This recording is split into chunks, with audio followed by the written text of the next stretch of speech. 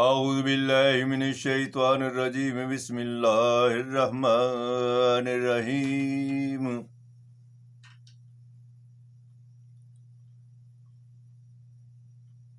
اجیب دعوت الداعی اذا دعان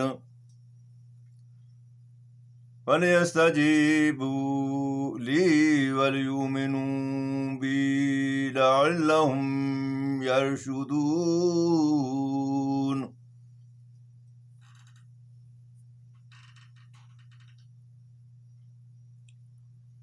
حضرات،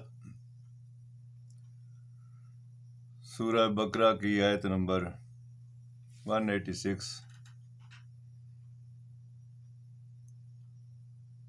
میں نے آپ کے سامنے تلاوت کی ہے۔ آج ہم اس حقیقت کو سمجھنے کی کوشش کریں کہ اللہ تبارک تعالیٰ کے دینے کے طریقے کیا ہیں۔ ہم میں ہر شخص یہ چاہتا ہے کہ اس کی خواہش پوری ہو،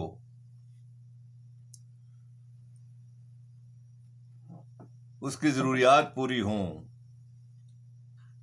وہ دنیا میں سربلند رہے، باعزت رہے، جو وہ خواہش رکھتا ہے اسے مل جائے۔ یہ ہر بندے کی خواہش ہے، لیکن اللہ تبارک تعالیٰ ان خواہشات کو، ان عطاؤں کو کس طریقے پر پورا کرتا ہے، اس کے کلیے کو ہم سامنے نہیں لاتے، اس پر عمل نہیں کرتے۔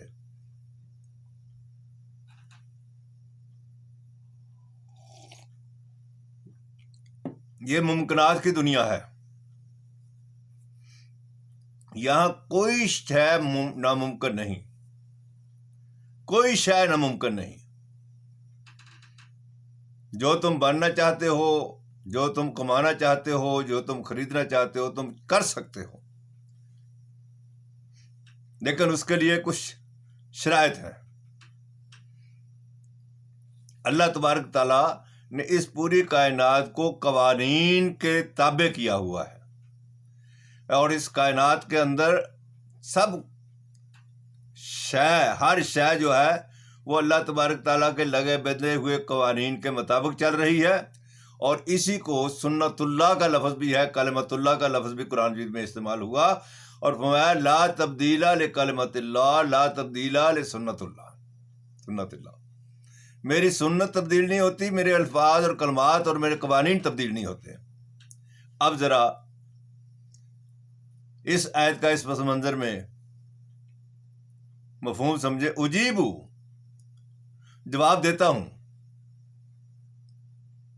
اللہ تعالیٰ فرما رہے ہیں، اس سے قبل ہے وَإِذَا سَأَلَكَ عِبَادِي أَنِّي فَإِنِّي قَرِيبٌ، اور جب اے نبی تجھ سے میرے بندے میرے بارے میں پوچھیں تو میں بالکل قریب ہوں۔ جب وہ قریب ہے جس کے ہاتھ میں ہر شے ہے تو اس کو پکارو، وہ دے گا بھی۔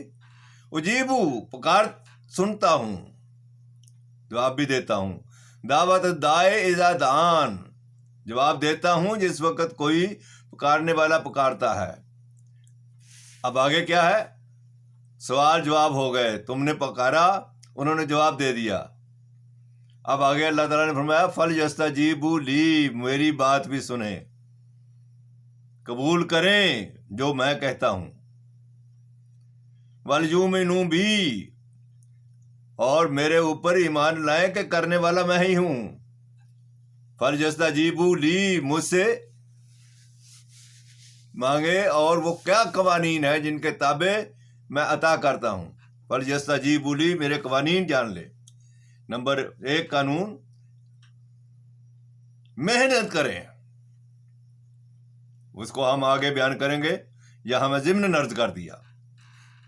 وَلْيُؤْمِنُوا بِي، میرے اوپر ایمان بھی لائیں، لَعَلَّهُمْ يَرْشُدُونَ، تاکہ پھر میں انہیں اس راستے پر چلا دوں جس کے ذریعے سے وہ اپنے نصب العین کو، اپنے مقصد کو، اپنی ضرورت کو پورا کر سکتا ہے۔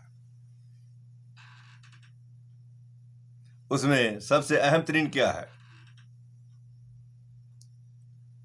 ان لیسا للانسان الا ما سعی، انسان کو ملے گا وہی جس کے لیے اس نے کوشش کی ہے۔ اگر میں بیٹھ کے کسی کٹیے میں یا مندر میں یا مسجد میں بیٹھ کے مانگنا شروع کروں اور اس کے لیے جد و جہد نہ کروں، کبھی نہیں ملے گا۔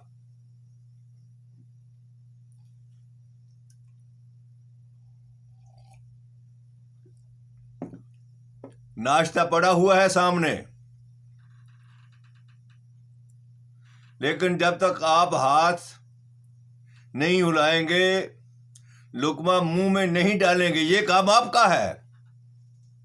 اس سے پہلے بہت سارے کام ہیں جو اللہ تعالیٰ نے بھی کیے ہیں اور آپ نے بھی کیے ہیں۔ مثلا گندم ہے، زمین اس نے پیدا کی، بنائی، جس میں آپ نے گندم ڈالنی ہے۔ گندم آپ نے صرف ڈالی ہے، اس کے اندر پھر اب بیج اس نے اگانا ہے۔ گندم کا بیج ایک آپ نے ڈال دیا، یہ آپ کے ذمہ ہے۔ اب آگے اس کو پانی دینا، ہوا دینا، سورج کی روشنی دینا، بارش کے ذریعے سے پانی دینا، یہ سارے اس کے کام ہیں۔ پھر جس وقت ہو گئی، کاٹنا تمہاری ذمہ داری ہے، وہ کاٹ کے نہیں دے گا۔ پھر اس کو بیج الگ کرنا، یہ تمہاری بوسہ الگ کرنا، یہ تمہاری ذمہ داری ہے۔ پیسنا بھی تمہاری ذمہ داری ہے، منہ میں ڈالنا بھی تمہاری ذمہ داری ہے، اور ہضم کرنے کے لیے وہ قوانین اور ضابطے، ورزش اور محنت کے جو ہے، یہ تمہاری ذمہ داری ہے۔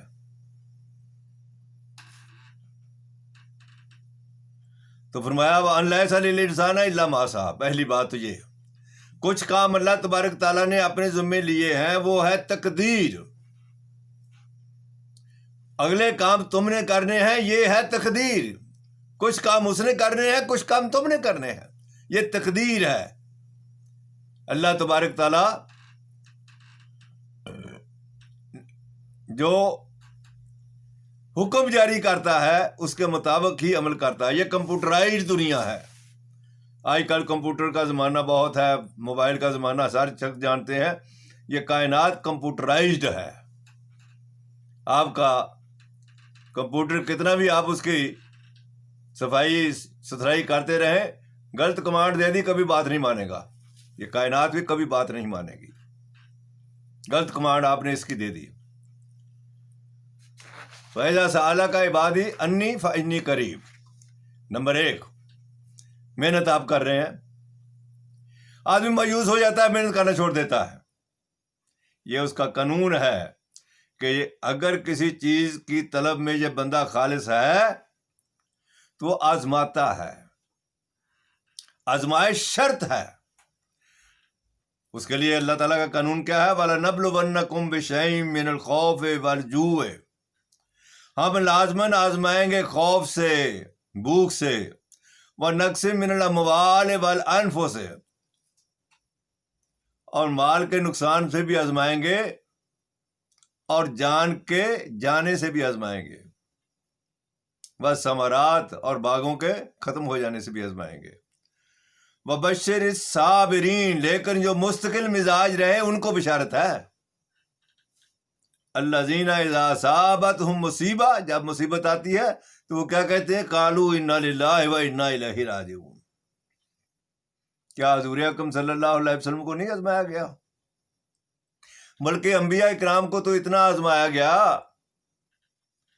کہ وہ کہنے لگے کہ کہاں ہے متى نصر اللہ؟ اللہ تعالیٰ تو نے اپنی نصرت کا وعدہ کیا تھا، وہ کہاں ہے؟ تو فرمایا الا ان نصر اللہ قریب، میری نصرت قریب ہے۔ جب اتنے ہلائے جائیں، جلجلائے جائیں، تو تب اللہ کی نصرت آتی ہے۔ تو میں نے جو باتیں آپ کے سامنے عرض کی ہیں کہ یہ ممکنات کی دنیا ہے، یہاں ہر شے ممکن ہے، ناممکن کوئی شے نہیں، لیکن اس کے لیے طلب خالص، عمل خالص اور توحید خالص، بس یہی کلیہ ہے۔ اس کلیے پر عمل کریں تو انشاءاللہ کامیاب ہو گئے. میری بدقسمتی یہ ہے, میری امت کی بدقسمتی یہ ہے, ایک تو اس نے قرآن حکیم کو آخرت کے لیے سنبھال رکھا ہے کہ یہ آخرت کے لیے فائدہ دے گا. خدا کے بندے, آخرت کا فائدہ تو ہے ہی ہے, یہ اصل میں اس دنیا کے قوانین ہے, اس میں فائدہ دے گا. اور دوسری, عمل کی ضرورت نہیں ہے, بس لا الہ الا اللہ کہہ دیا تو جنت میں چلے جائیں گے. یہ 40 احادیث ہیں کم و بیش, اور ساری کی ساری قرآن حکیم کے خلاف ہیں. قرآن حکیم میں جنت کا قیمت جو ہے سورہ توبہ میں اللہ تبارک تعالیٰ نے بیان فرما دیا ہے, ان اللہ اشتری من المؤمنین انفسہم واموالہم بان لہم الجنہ. ہم نے لوگوں کے جان اور مال جنت کے عوض خرید لیے ہیں. تو تم کہتے لا الہ الا اللہ, تو لا الہ الا اللہ تو یہودی بھی کہتے تھے, عیسائی بھی کہتے ہیں, ہندو بھی کہتے ہیں. ایک ہندوؤں کا کلمہ ہے, ایکم ایوم ادیتم نے, ایک ہی ہے, دوسرا نہیں. تو یہ کلمہ نہیں ہے, لا الہ الا اللہ نہیں ہے. کون سا تم تیر مار رہے لوگے؟ تو اس لیے صرف عرض کرنے کا مقصد یہ ہے کہ اللہ تعالیٰ کے دینے کے قوانین کیا ہیں. محنت نمبر 1, خلوص نمبر 2, اور اللہ تعالیٰ کے قوانین کے مطابق جو ضابطے ہیں وہ قرآن مجید میں پڑھیں, اور ان ضابطوں کے مطابق نمبر 3, اور اللہ تبارک تعالیٰ کی توحید کو ماننا نمبر 4. اس پر ہم آج بھی عمل کرنا شروع کر دیں گے تو انشاءاللہ دنیا کے اندر بھی سرخرو ہوں گے, اور آخرت میں بغیر حساب ہمیں انعامات ملیں گے.